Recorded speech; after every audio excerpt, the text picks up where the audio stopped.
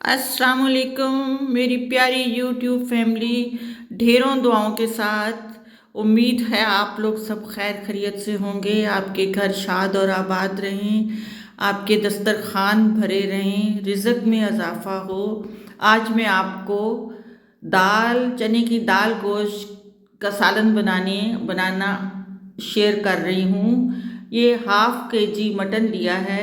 इसको pressure cooker में डाल के थोड़ा सा 1 चम्मच 1 टीस्पून नमक डाल के और पानी डाल के इसको गलाने के लिए रख देंगे। जब गोश्त गल जाएगा तो पानी जो बचेगा वो यखनी के तौर पे इस्तेमाल होगा, आधा सालन में और आधा शोरबे के लिए। लीजिए, हमने उसे चढ़ा दिया।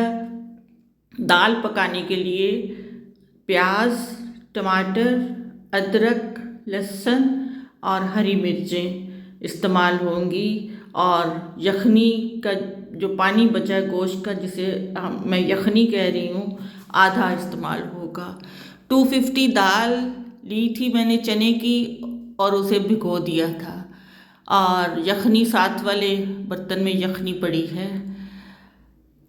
इस सारे को हम अब पकाने के लिए इस्तेमाल करेंगे। ये तमाम मटेरियल को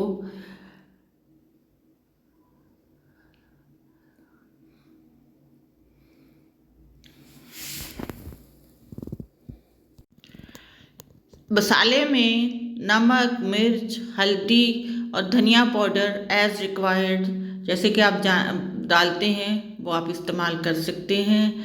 गोश्त गल गया था तो उसको तार तार करके रेशे रेशे करके मैंने अलहदा कर दिया है। बहुत अच्छा गलाया था और उसके फिर रेशे करके गोश्त को अलहदा कर दिया है। हरी मिर्चें हैं।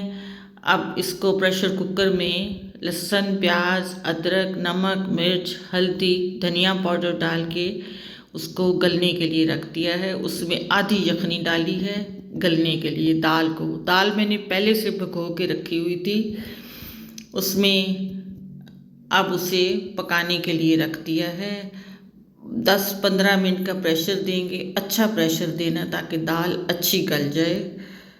और उसका लीजिए, दाल पानी खुश्क हो गया और टमाटर नज़र आ रहे हैं। अब इसको हमने घोटने से घोटना है।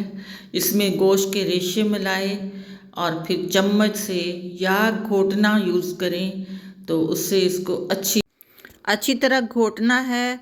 जो यखनी बची है वो थोड़ी थोड़ी मिलाते जाएं। यखनी ड्राई हो जाए तो थोड़ी और मिला दें, उसी से उसका टेस्ट बनेगा।